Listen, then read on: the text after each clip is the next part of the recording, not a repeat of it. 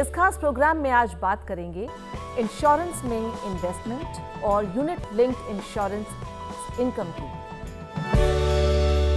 Unit linked insurance plan समझने की कोशिश कीजिए।